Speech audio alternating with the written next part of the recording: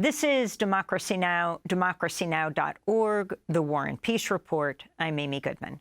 President Biden's hosting heads of state from NATO member nations for a three-day summit in Washington, D.C. to mark the 75th anniversary of the nuclear-armed military alliance. NATO's expanded from 12 founding member states to 32. Sweden's at the summit as a full NATO member for the first time. Now, Ukraine's path to membership in the alliance is, quote, irreversible, according to a leaked version of a joint declaration expected to be released today. In his opening address, President Biden pledged further NATO support for Ukraine against Russia's invasion. The United States, Germany, the Netherlands, Romania, and Italy will provide Ukraine with the equipment for 5 additional strategic air defense systems. And in the coming months, the United States and our partners intend to provide Ukraine with dozens of additional tactical air defense systems. The United States will make sure that when we export critical air defense interceptors, Ukraine goes to the front of the line. Also on Tuesday, President Biden awarded the Presidential Medal of Freedom to outgoing NATO Secretary General Jens Stoltenberg. The incoming NATO head, former Dutch Prime Minister Mark Rutte, who's been called the Trump whisperer for an episode in 2018 when he convinced then-President Trump that NATO funding from other countries was increasing as Trump had demanded. Rutte is seen as someone who could deter Trump from leaving NATO if he's re-elected. Over this past weekend, an anti-NATO protest was held in Washington, D.C. Speakers included German parliament member Sevim Dağdelen. We need peace instead of NATO. We need, at long last, to stand up for democratic and popular sovereignty and to reject the indignity of being a vassal state of Washington, which is just about all we have gotten from the ruling coalition in Berlin. Peace, not NATO. German lawmaker Sevim Dağdelen joins us now, still in Washington, D.C. She's a member of the German parliament with the Wagenknecht Alliance and a member of the NATO Parliamentary Assembly. Her forthcoming book is titled NATO, A Reckoning with the Atlantic Alliance. Her new piece for Consortium News is headlined 75 Years of NATO, 75 Years of Denial. Welcome back to Democracy Now!, Sevim Dağdelen. If you can explain why you came to Washington, D.C., and give us your history of NATO, what you think it's most important to understand.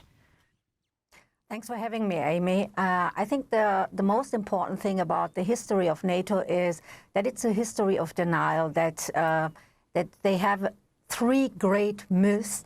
The first is that it is a defense alliance, and at least after 1999, with the aggression against the Federal Republic of Yugoslavia, we know it is a war alliance.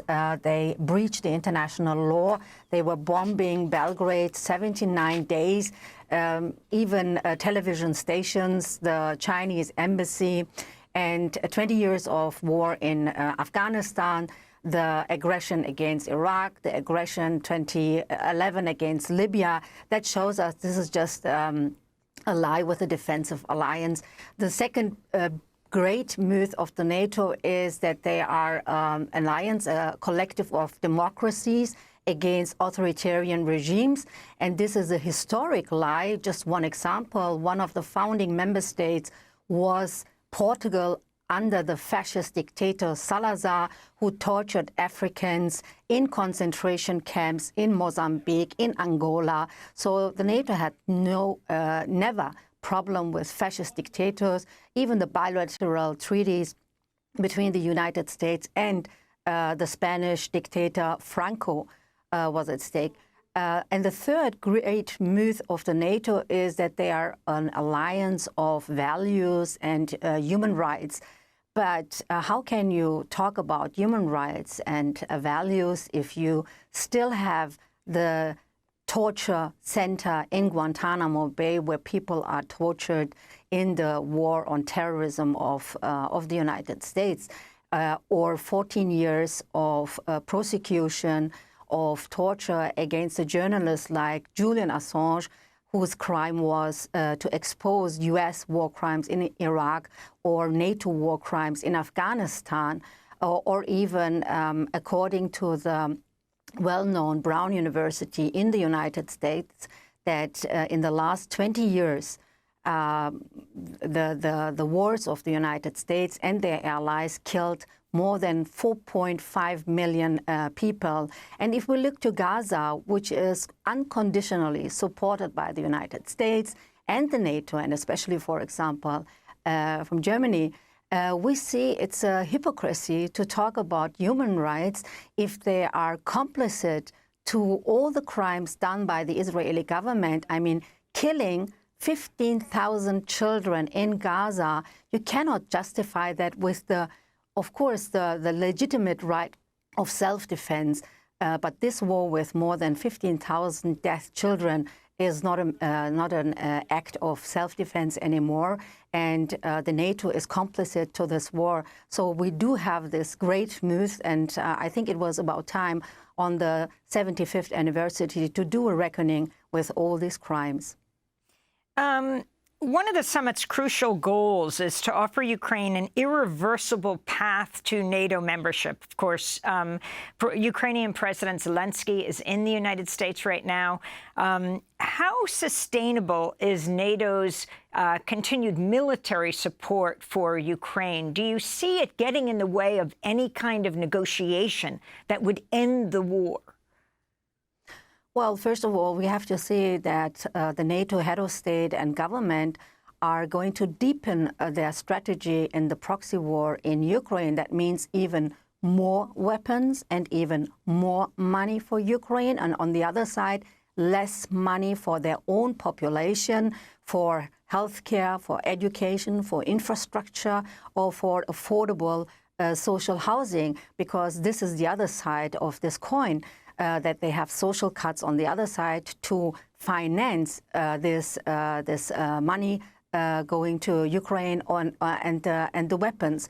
And I found it very remarkable the last days, even though I do not agree on many things of the Hungarian head of state, Mr. Viktor Orban, but I found it very remarkable how much he is being criticized for just trying to have a dialogue. And I think it's the right way to go, what he is doing with his trips to Kiev first, and then to Moscow, and then to Beijing, and now in Washington. He is trying to have a dialogue because whoever wants to stop the killing in Ukraine, he has to send diplomats and not weapons. Let me ask you about Germany, where you are from. You're a member of parliament there. The U.S. is the largest arms supplier to Israel. Germany is the second largest arms supplier. This is the 75th anniversary of NATO. What are the implications of NATO's support for Israel right now? Well, the implications are that the NATO lost, even if they had at least a tiny little bit of moral integrity, they lost every moral integrity, at least in the global south, with their unconditional support for the, in parts, very extreme right-wing government of Benjamin Netanyahu. And even in Europe, for example, we do have support for recognition of the Palestinian state by 3 member states like Ireland, Spain, and Norway, because they want to stop this Sweden's already support. done it.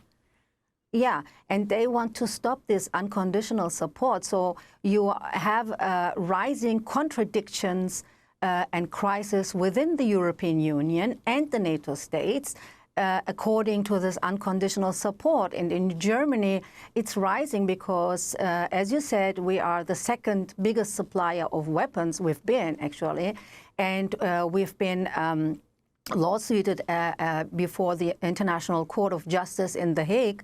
Nicaragua did an indictment against the weapon deliverers. And pardon? We have 5 seconds.